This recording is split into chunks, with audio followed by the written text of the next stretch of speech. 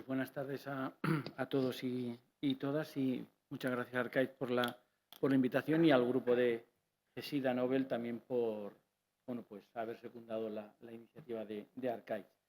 Bueno, yo casi siempre estoy tentado a titular mis intervenciones "¿Qué hace un chico como tú en un sitio como este?", ¿no? Pero bueno, esta es un poco más formal. Lo que vamos a intentar en este rato que tenemos, y luego intentaré que haya una parte para las preguntas, que siempre suele haber bastante, es algo que siempre nos tenemos que plantear, y que en las intervenciones de antes de la comida, pues de forma directa o indirecta, pues estaba presente, ¿no? Que es la respuesta al VIH basada en derechos. Porque en la respuesta al VIH, esto me lo habéis escuchado muchas veces, los que no sois tan nobles, pues hay dos dimensiones, ¿no? La ciencia y la medicina, y la ética y el derecho. Y las dos respuestas están interconectadas. Lo que ocurre es que si solamente damos tratamiento antirretroviral a las personas con VIH, por mucho que hagamos la cascada del 95, 95, 95, pues es un éxito, pero es un éxito, como señaló en algún lado, relativo. ¿Por qué? Porque lo que vamos a hacer es dar años de vida a las personas, pero las vamos a discriminar, como vamos a ir viendo en algunos de los casos que nos llegan a la clínica legal. Entonces, tenemos que combinar estas dos respuestas: prevenir y tratar, pero también evitar la injusticia social, sobre todo la igualdad y no evitarla, no, conseguir la igualdad y la no discriminación. Bueno, van a ser estos dos grandes bloques, ¿no?, que me señalaba Arcaiz, de decir, bueno, vamos a ver una parte sobre investigación y una parte más de ética asistencial.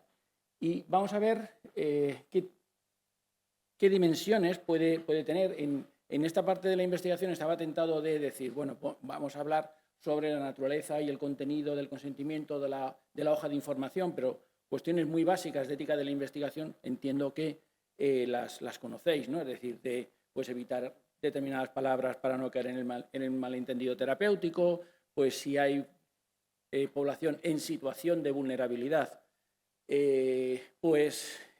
utilizar determinadas estrategias para acceder a ellas, como tener, por ejemplo, mediadores culturales, o supongo que también sois conscientes del impacto que ha tenido la reforma del Código Civil en la capacidad jurídica de las personas con discapacidad, que ya no tienen representantes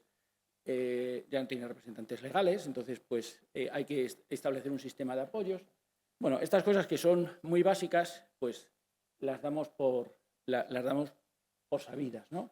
Y entonces está esto de qué es la equidad, la igualdad y la no discriminación, y alguna cuestión de una vez que me pidieron pues una especie de asesoría en un ensayo clínico de un estudio de cura. Bueno, iré desgranando. Estos son unos folletos que tenéis en nuestro perfil de Instagram de la Clínica Legal, que son muy útiles tanto para referirlos a los pacientes y, bueno, dan información un poco básica, pero ahora saldrá en el día 1 una nueva jornada. Bueno, requisitos básicos para que una investigación clínica sea éticamente aceptable. Bueno, pues hay algunos esquemas, una serie de marcos de referencia. Estos son dos de los más conocidos de Ezequiel Emmanuel. Bueno, pues una asociación cooperativa. Aquí es muy importante la asociación cooperativa para construir una respuesta al VIH basada en derechos, tener en cuenta siempre la voz de la comunidad, es decir, en las personas con las que voy a trabajar. La validez social, la validez científica, una selección equitativa de los sujetos, que es en donde me voy a centrar fundamentalmente, la ratio favorable entre los riesgos y los beneficios. Es decir, bueno, pues voy a intentar cumplir con todos estos elementos. De todas maneras, estas cuestiones, cuando presentéis un proyecto, el protocolo de investigación, el comité de ética de la investigación con medicamentos os lo debería advertir. Y si no lo advierte, malo. Porque hay que tenerlo en cuenta. Yo me voy a centrar en la selección equitativa de sujetos. ¿Por qué la selección equitativa de sujetos? Porque yo no puedo excluir de un proyecto de investigación a alguien que sé que me va a dar problemas. ¿Vale? Entre otras cosas porque la Ley 41/2002 lo que nos dice es en el artículo 8 que todo paciente tiene derecho a que se le informe de la posibilidad de beneficiarse, aunque esto de beneficiarse, los beneficios terapéuticos dentro de un ensayo clínico, en fin, pues habría que también ponerlo, cogerlo con pinzas, pero de la posibilidad, ¿no?, de participar en un ensayo. Claro, uno de los yo llevo 20 años evaluando ensayos clínicos en distintos comités de ética de hospitales. Y entonces, pues es muy curioso, ¿no?, cómo de una forma pues, soterrada pues hay muchas veces una selección basada en la etnia, ¿no? Es decir, hay muy poca población gitana que participe en los ensayos clínicos. O luego nos sorprende, por ejemplo, que en el ámbito mundial los ensayos clínicos pues no tengan suficiente datos robustos sobre mujeres, ¿no? Entonces, bueno, esto es importante tenerlo en cuenta, pero claro, para esto hay que aplicar esta ley, que es la 1522, que es la Ley Integral de Igualdad de Trato y no discriminación, donde se nos dice que toda persona tiene derecho a su igualdad de trato. Es el desarrollo del artículo 14 de la Constitución. Si no cumplo la igualdad de trato y la no discriminación, afecto al artículo 10, que es el derecho o el principio básico de la dignidad humana. Lo interesante de este artículo es que ha desgranado, ha ampliado muchísimo el listado de razones por las cuales no se puede discriminar a una persona. ¿Vale? Si vamos al artículo 14 de la Constitución, el listado es un listado clásico de los años 80. ¿Vale? Pues la raza, el sexo, la religión, la ideología, etc. Pero aquí ya lo que ha recogido es sobre todo la jurisprudencia del Tribunal Constitucional. Y hay una cuestión que es muy interesante, aunque esto obviamente si vas a hacer un estudio clínico o un ensayo clínico sobre personas con VIH no vas a aplicar una discriminación por estado serológico, no tendría ningún sentido.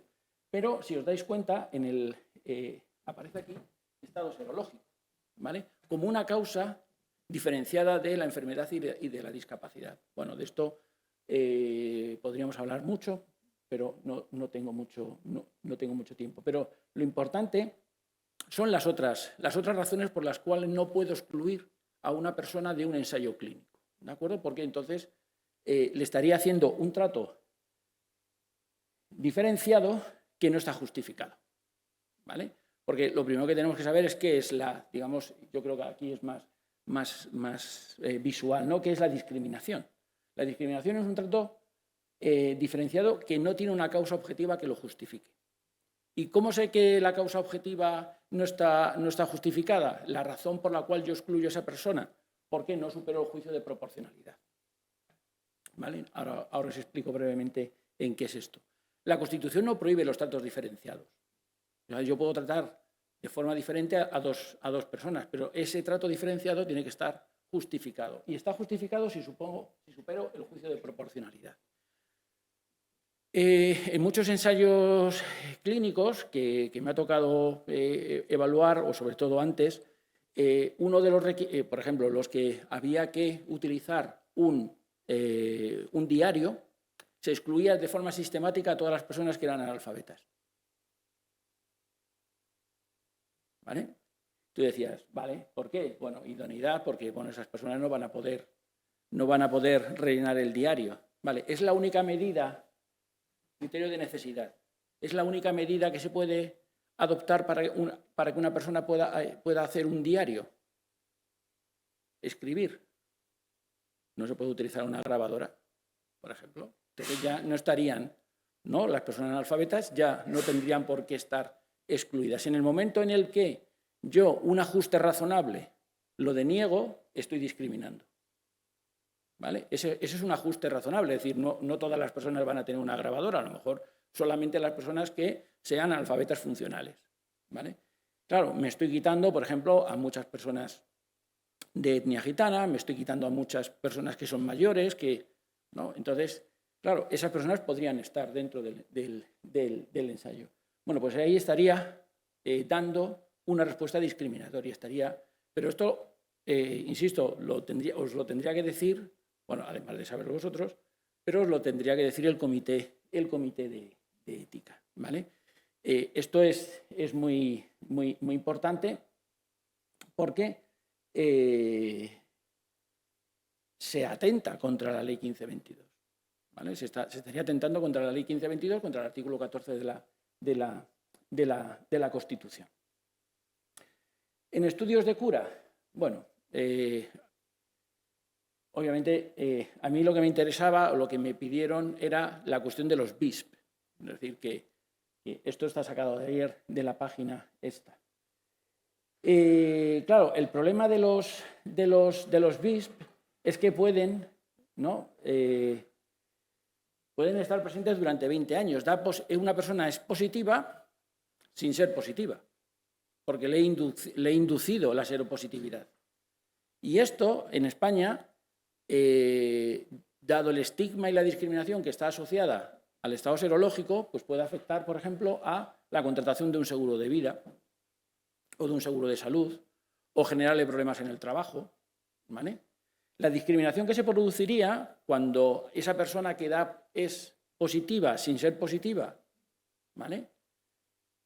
Es una discriminación por error, prohibida también por nuestro ordenamiento jurídico, ¿vale? Que es cuando yo discrimino a una persona atribuyéndole unas características que no tiene.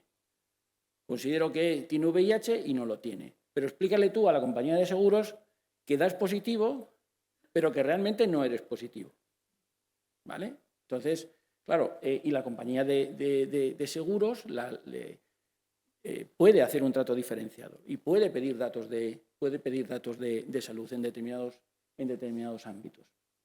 Entonces, se puede producir esta situación. ¿Por qué es importante esto? Porque cuando le doy información a las personas que no tienen VIH, que están sanas y que van a participar en ese tipo de ensayos, pues tienen que ser muy conscientes de dónde se están metiendo, ¿vale? Porque luego pues vienen muchas veces los problemas, ¿no? Es decir, desde hace bastante tiempo, ¿no? Pues se decía que suponía un reto para los participantes en los ensayos. Bueno, el gran tema, ¿no? Que ya ha salido antes. La prueba de VIH, ¿cuándo se puede hacer y si se puede utilizar un sistema opt-in o un sistema opt-out? Bueno, desde hace bastantes años ya pues se viene tratando de acabar con el llamado excepcionalismo de la prueba de VIH. ¿Qué significa el excepcionalismo de la prueba de VIH? ¿Por qué la prueba de VIH era excepcional? Porque como no había un tratamiento seguro y eficaz, pues lo que se intentaba fundamentalmente era limitar los casos en los que se hacía la prueba y que además fuera una prueba que estuviera, digamos, controlada por parte de la persona a la que se le iba a hacer. Y entonces, pues ese excepcionalismo justificaba, por ejemplo, pues que hubiera un counseling al principio, counseling al final, que en algunos casos incluso se exigiera que la información fuera por escrito y que el consentimiento también fuera por escrito. Pero Ronald Bayer, uno de los autores quizás más importantes en el ámbito de la salud pública y el VIH, pues ya cuando se demostró que los tratamientos eran seguros y eficaces y que era necesario aumentar el número de pruebas que se hacían para todos esos diagnósticos tardíos afloraran, pues se empezó, ¿no? Veis cómo las dos respuestas, la respuesta científica y la respuesta de la ética y el derecho, pues confluyen, ¿no? Y este estudio este trabajo en 2021 de Julian Savulescu, uno de los bioeticistas pues, más interesantes que podéis encontrar, pues planteaba el sistema opt-out en el Reino Unido, que es lo que se está ahora mismo desarrollando en los servicios de urgencias a través de una serie de póster, que, como antes señalaba, en la Comunidad de Madrid ya están diseñados los póster. Yo no los he visto en los servicios de urgencia, afortunadamente no he tenido que ir a visitar ninguno, entonces, pues, pero ya están diseñados. Existen argumentos éticos y legales para establecer un sistema opt-out. Es decir, el sistema opt-in pues es el el que todos conocemos, ¿no? Sistema opt-in se informa de forma expresa, ya sea de manera oral o escrita, de que es pertinente la realización de la prueba y se solicita el consentimiento. Lo interesante entre estos dos sistemas es qué significado le damos al silencio de la persona. En el sistema opt-in, ¿vale?, el silencio es negativo. Si usted no lo solicita, si usted no manifiesta expresamente su consentimiento, ¿vale?, de forma, por ejemplo, oral, que es la regla, ¿vale?, no le vamos a hacer la prueba. Pero el sistema opt-out, ¿vale?, lo que me permite es entender que el silencio es positivo. Yo le informo de que la prueba es pertinente. ¿De acuerdo? La prueba es pertinente y que se la voy a hacer salvo que expresamente se oponga. ¿Vale? Es decir, esto, si cogemos el esquema básico de los 4 principios de la bioética de Vaughan y Childress, autonomía, beneficencia, no maleficencia y justicia, lo supera, creo, los 4. ¿Vale? Entonces estaría justificado desde el punto de vista ético, ¿vale? Porque, además, fijaos, es decir, se evita un daño a sí misma. ¿Por qué? Porque si no sé, ¿no?, que tengo VIH, no voy a poder acceder al tratamiento, me estaría negando algo bueno para mí mismo, pero es que también evito daño a terceras personas. Se respeta la autonomía, porque se puede rechazar, ¿vale? Y además no se discrimina a nadie porque voy a establecer o a todas las personas que vayan al servicio de urgencias o a, como se utiliza en el Vigila o en el Deja tu huella, a una serie de indicaciones clínicas. Entonces, siempre que vayan esas personas, se les va a hacer. Aunque, como recientemente ha publicado la doctora Neus Robert, cuando un hombre y una mujer van con la misma indicación clínica, hay más posibilidades que le ofrezcan la prueba al hombre que a la mujer, curiosamente. No solamente tiene una base sólida ética, sino también, y no, con esto nos canso mucho, una base jurídica, ¿vale? Es decir, que no hay razones jurídicas tampoco para que no se haga el sistema opt-out, tanto en la Ley 41/2002 como en la jurisprudencia del Tribunal Constitucional, ¿vale? Porque el Tribunal Constitucional lo que exige es que cuando va a haber una intervención sobre el cuerpo de una persona, se debe recibir información para poder otorgar el consentimiento, ¿vale? Se da información para otorgar el consentimiento. Lo que plantea el Tribunal Constitucional, que es muy interesante, dice, bueno, y en aquellos casos en los que la prueba vaya a dar resultados que puedan provocar un juicio de valor social de reproche o desvalorización ante la comunidad, dicen en esos casos, bueno, pues la información y el consentimiento, pues con más razón. El sistema opt-out los cumple, da información y obtiene un consentimiento. Consentimiento, digamos, tácito, ¿vale? Basado en tu silencio, porque los silencios, al igual que las omisiones en derecho, tienen relevancia jurídica. Otra cuestión peliaguda, que son el contenido de... Bueno, la he quitado, ahora me arrepiento de haberla quitado la diapositiva, porque hace poco nos llegó una consulta a la clínica legal que era muy interesante porque a una mujer cisgénero que había ido al servicio de urgencias en enero con una esofagitis por candidiasis, por cándida, ¿vale? Tardaron 9 meses en hacerle la prueba de VIH. ¿Vale? O sea, fue en febrero, se la hicieron en noviembre. ¿Vale? Pues no se les murió de milagro.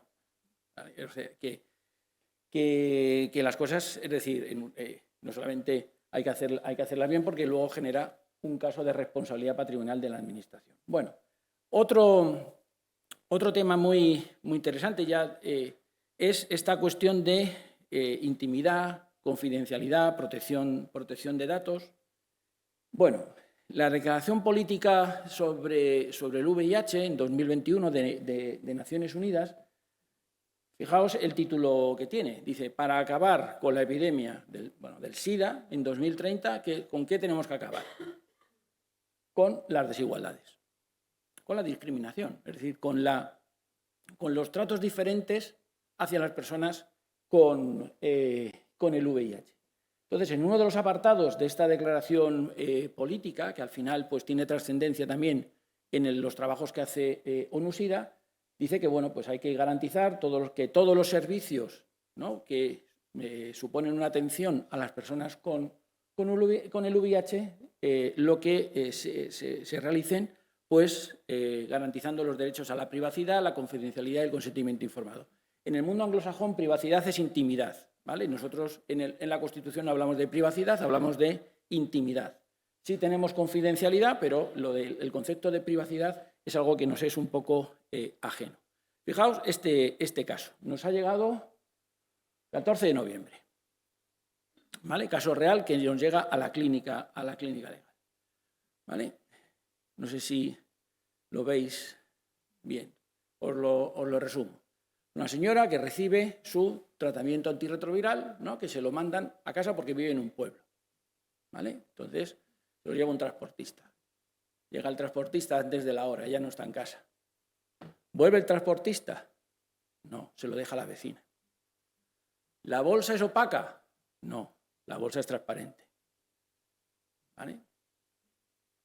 Claro, ahora lo que nos dice es, hombre, si es que la tengo hasta en el Facebook, ¿no?, a esta vecina. Claro, se ha vulnerado mi intimidad. Se ha vulnerado mi intimidad.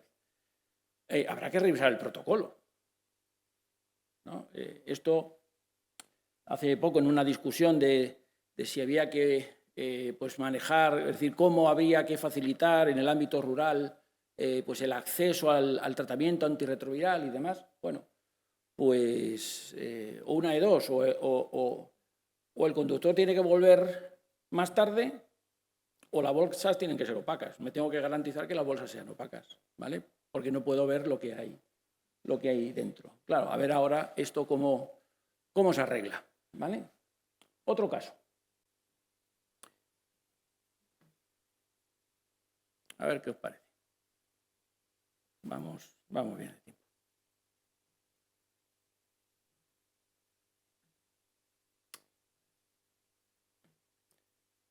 Ella no es VIH, el VIH es el marido desde hace 30 años. Cada vez que sacan un informe de las interconsultas de la mujer o de los hijos, creo que también llegan, pone que el marido es VIH, ¿no? Ha protestado y le dicen que no, que eso está bien. Así. Claro.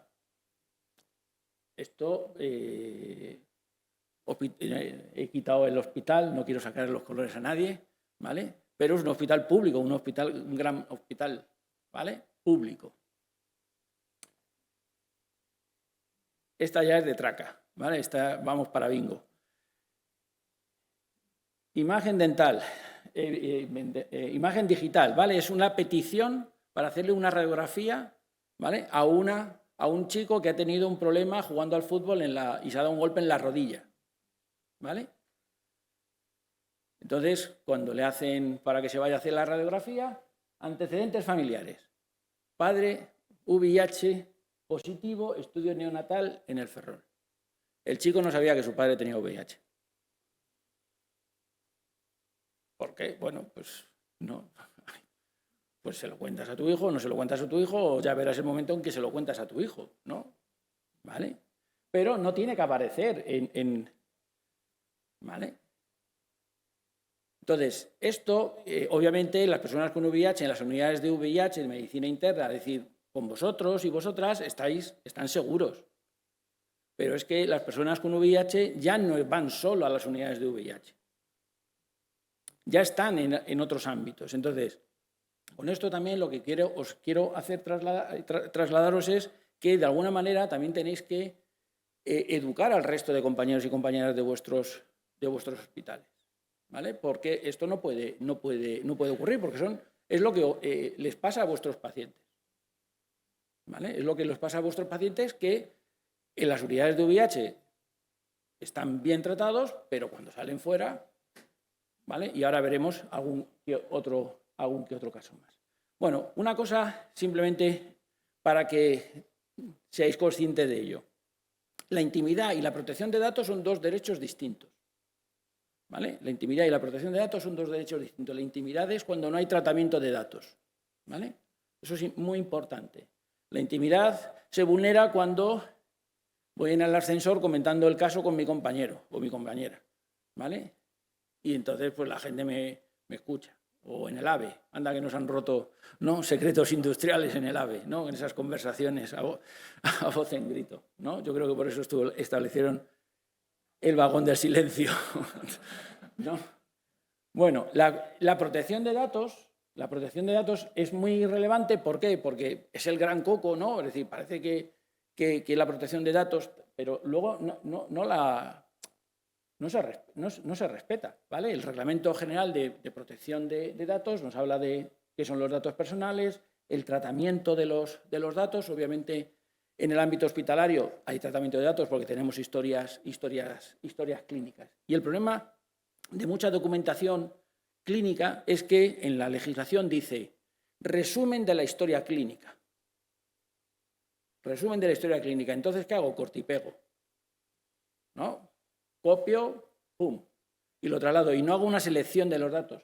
Cuando la ley lo que me dice es que tengo que minimizar los datos, porque la regla general en protección de datos es menos es más, ¿vale? Cuantos menos datos pongo, mejor, ¿vale? Entonces, fijaos, la regla general en protección de datos es que los datos de salud no pueden ser objeto de tratamiento. Esa es la regla general. ¿Qué pasa? Que, claro, si no tuviéramos excepciones no existirían las historias clínicas. Entonces, excepciones, tratamiento para fines de medicina, de diagnóstico, etcétera, etcétera. Vale, entonces, hago tratamiento de datos clínicos. Fenomenal. Tengo historias clínicas y tengo informes clínicos y tengo documentación clínica. Pero lo que me dice la ley es que los datos que yo consigne en esos documentos tienen que ser adecuados, pertinentes y limitados a lo necesario. ¿Para hacer una radiografía es necesario los antecedentes familiares? Esa señora que cada vez que le sale un informe le dice que su marido tiene VIH y que en el hospital le dicen que... Entonces, hay que tener pues eso, esa capacidad de transmitir esto, ¿no?, más allá de las unidades de VIH. Bueno, dos temas que cuando me los lanzó Arcaiz, o sea, me gustó, porque a mí lo de la donación de sangre, ya veréis ahora, esto es rock and roll, ¿vale? Donación de órganos, bueno, y de la donación de órganos también. ¿Por qué? Bueno, recientemente hemos derogado una orden ministerial que decía que, bueno, los órganos de personas con VIH pues no eran idóneos, ¿no? Pero bueno, pues ahora, pues ya debido a los avances, ¿no?, que ha habido en el tratamiento y demás, el conocimiento científico, pues, y además la evidencia que se ha generado en otros países, Sudáfrica, Estados Unidos, pues hacen que las personas con VIH puedan ser donantes cuando el receptor es otra persona con VIH. Legalmente ya se admite, ¿no?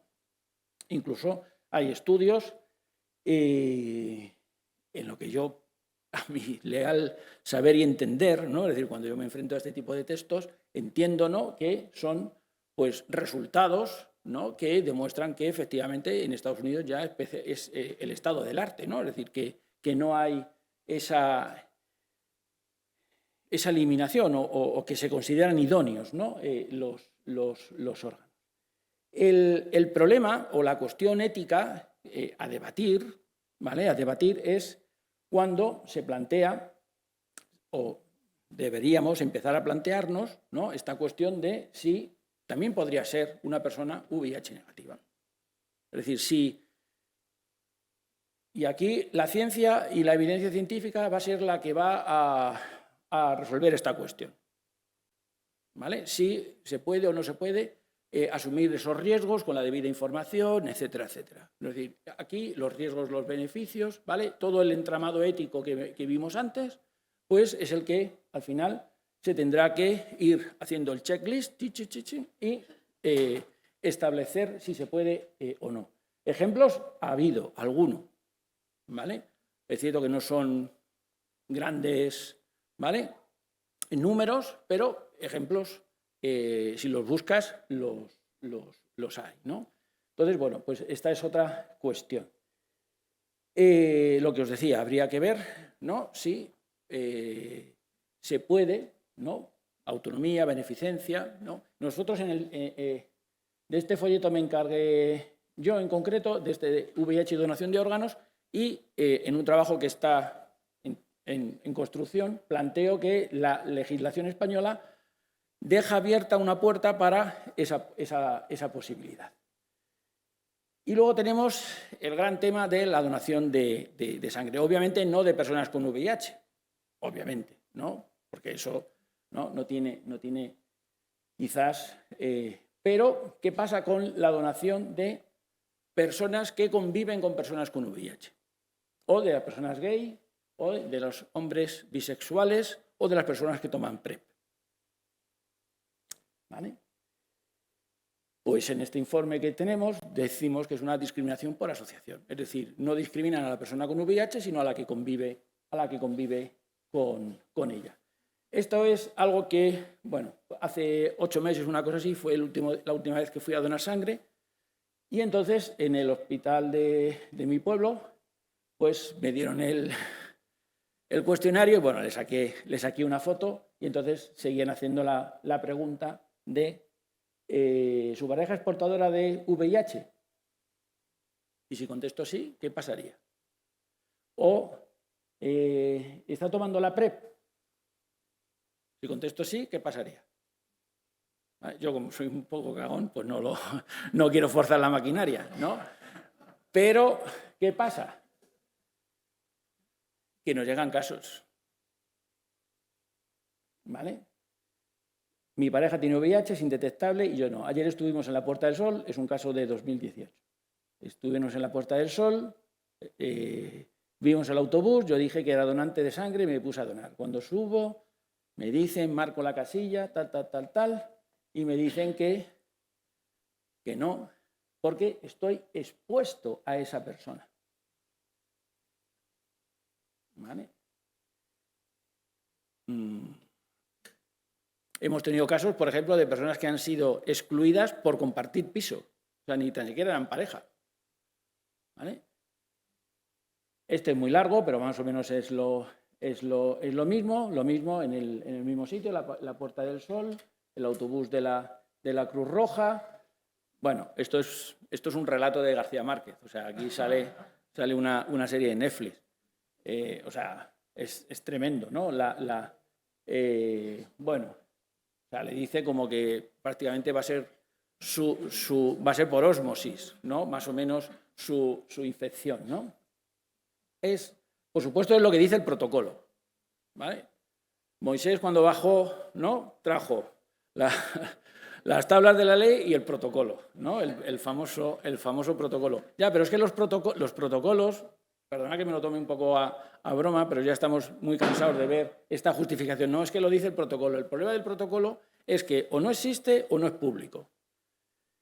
Y entonces, si es una norma jurídica, las normas jurídicas tienen que ser públicas. Es decir, toda norma que afecte, que limite un derecho que yo tengo, porque yo tengo derecho a ser donante de sangre, ¿vale?, cumpliendo con los requisitos, al igual que tengo derecho de voto cuando cumplo los requisitos, por ejemplo, tener nacionalidad española, es decir, eso es un requisito, bueno, pues tienen que ser públicos, porque si no, me están limitando un derecho, una norma que yo no puedo controlar.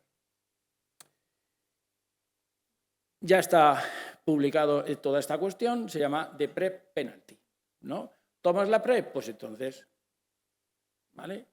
Este es un trabajo muy interesante de Doron Dorfman, donde se ve, ¿no?, por ejemplo, una situación incongruente en Estados Unidos.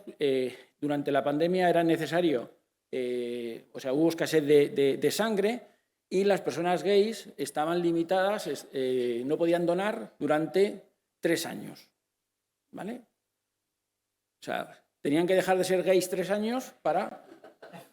No, es que es verdad, es que es la única manera. Es decir, tenían que dejar de ser gays 3 años para poder donar. Cuando hubo escasez, de 3 se pasó a 1. O sea, un criterio muy racional. Y nada más, nos tenemos 10 minutos. La clínica legal es un servicio de alfabetización legal para personas con VIH, personal sanitario, completamente gratuito, es pro bono. Podéis escribirnos, mandarnos las consultas, remitirnos a vuestros pacientes, ¿vale? Y estos son los folletos que editamos. Pues nada, muchas gracias.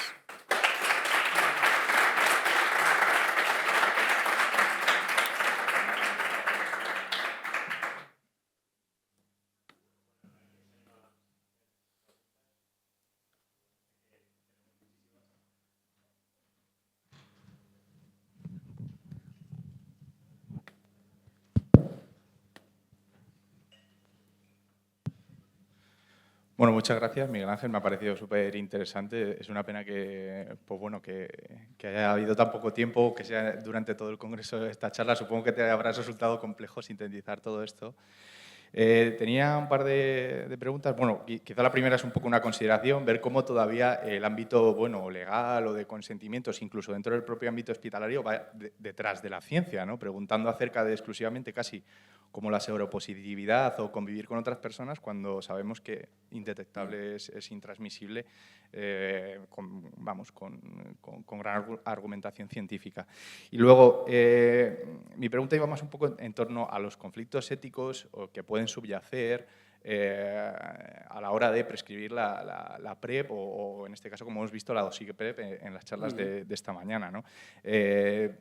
Cómo lidiar un poco con estos conflictos que pueden presentarse, porque ya incluso en el tema de la dosis PrEP entra en conflicto hasta dentro del propio campo científico, con el stewardship de antibioterapia, la ajustada prescripción, y si tiene cabida una especie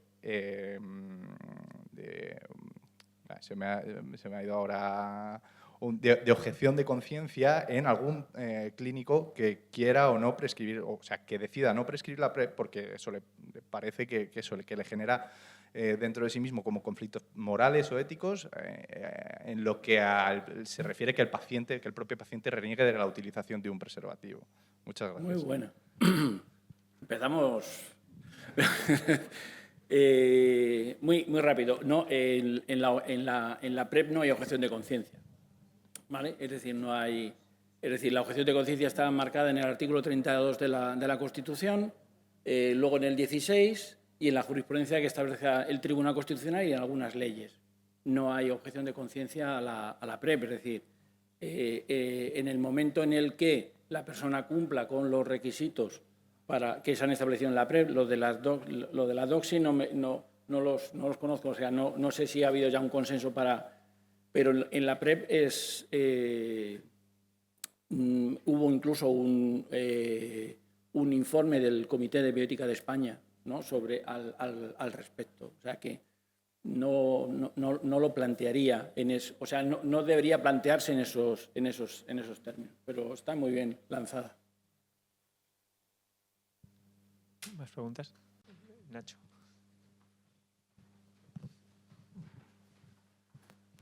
Gracias. Quería que nos dijese si a lo largo de todos estos años que tenéis experiencia de clínica legal, alguno de vuestros trabajos se haya conseguido algún resultado positivo, no a nivel individual de quien lo reclama, sino si se ha cambiado la ley o se ha cambiado la norma en algún caso.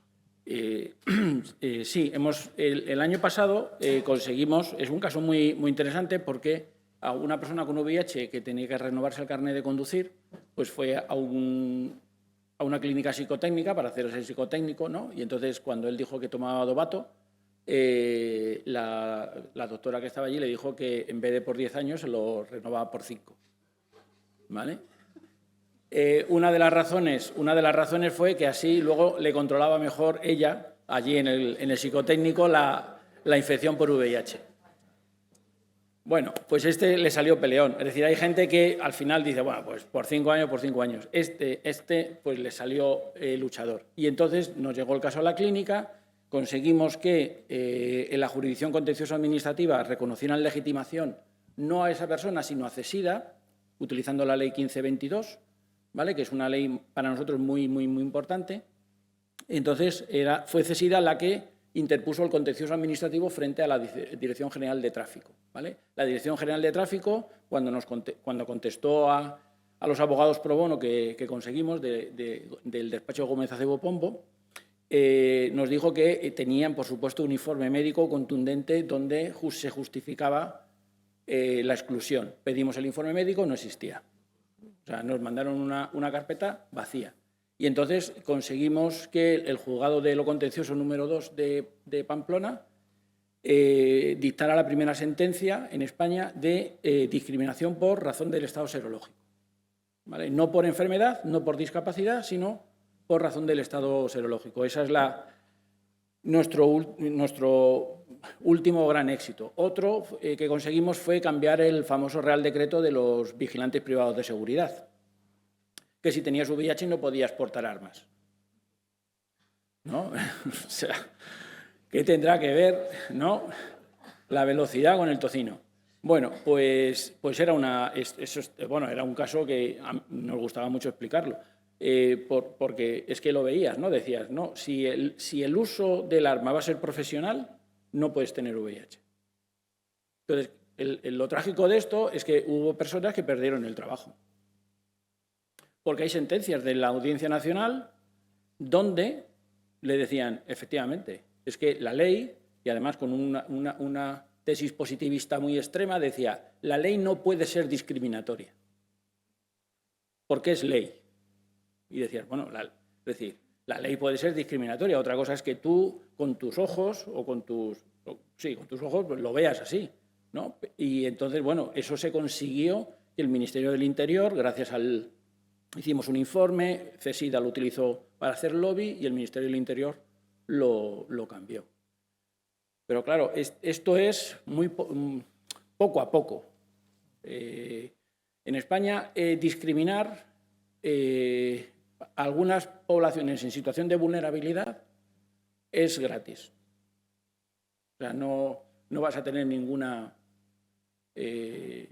consecuencia. Y si ya lo hace la Administración, peor, porque la agencia, y ya voy terminando, la Agencia Española de Protección de Datos, por ejemplo, nunca impone una multa a la Administración Pública, porque sería absurdo. O sea, la Administración Pública pagándose a sí misma una multa. Entonces, claro, en los hospitales, pues, bueno, ¿que me llevas a la Agencia Española? Llévame. O sea, me da exactamente igual. Claro, meterse en el contencioso administrativo, salvo que tengas abogados pro bono, pues es duro, es complicado. Pues muchas gracias, me ha encantado la presentación y aunque bueno, hay algunos casos que nos hacen reír, la verdad es que lo que ponen de manifiesto para mí es un drama, ¿no? Que sigamos así y además yo creo que explica, ¿no? Pues muy bien por qué el VIH pues, sigue siendo una condición estigmatizada, discriminatoria, porque cuando lo presentabas, digo, yo es cierto, yo voy al dentista y todavía me hacen la pregunta. Entonces, si todo el mundo que va al dentista ve esa pregunta y ya interpretas que es que tener VIH es algo horrible, malísimo, y si lo tienes, bueno, pues no sé, yo tampoco lo he marcado nunca, pero no sé, la verdad es que explica, no sé, creo que es deprimente, ¿no? Pensar que todavía estemos aquí. Y claro, eso explica también muy bien, ¿no? ese 50% de diagnósticos tardíos, porque a lo que te enfrentas es a una discriminación absoluta por la sociedad, porque es que está en todas partes. Entonces, bueno, gracias porque ha sido muy, no sé, lo he visto como no lo había visto nunca, con cosas tan sencillas, ¿no? Porque lo hablamos mucho, ¿no? El estigma, la discriminación, pero si en cosas tan sencillas hay que explicar esto todavía. Sí, uno de los casos donde, porque la clínica somos profesores y estudiantes, porque esto lo utilizamos como aprendizaje-servicio. Entonces ellos prestan un servicio a la comunidad y aprenden a ser mejores abogados, ¿no? Donde más revuelo se genera es cuando la discriminación se produce en el ámbito sanitario o biosanitario, las clínicas odontológicas. Además te lo preguntan, ¿te vayas a hacer una limpieza o te vayas a sacar la muela del juicio? Para hacerte una limpieza realmente necesitan saber si tienes VIH. Y otra cuestión es, que lo señalabas muy bien, es como está ahí, el resto de la población lo normaliza. Ah, bueno, pues es normal, ¿no? Es decir, que te hagan la pregunta y tal, no sé qué, pues no pasa nada porque... pues ese es el problema, ¿no? Que en el momento en que digan que sí, pues posiblemente o le pongan el último, ¿no? Que eso es muy típico en el ámbito biosanitario. Te vienes el último, mira, podría haber traído uno de esos. Te vienes el último y luego limpiamos mejor. Claro, pero es que la limpieza, las medidas de higiene son binarias. Es o sí o no. Es decir, como las aplicas a la mitad, la hemos liado. Claro. Hay una consideración que es la profilaxis posexposición si hay un accidente, que obviamente... Sí, pero si claro. Es necesario si el paciente no está indetectable, pero claro. Claro, pero... Cuando hay un accidente, entonces ya... Claro, pero fíjate... Que a lo mejor dices, pues solo si hay un accidente ya pregunto, y vale. si no me callo. Claro, es que la medida, es decir, para que el juicio de proporcionalidad se cumpla, es decir, la pregunta es idónea, ¿de acuerdo? ¿Por qué? Porque lo que intento es proteger al trabajador sanitario, ¿de acuerdo?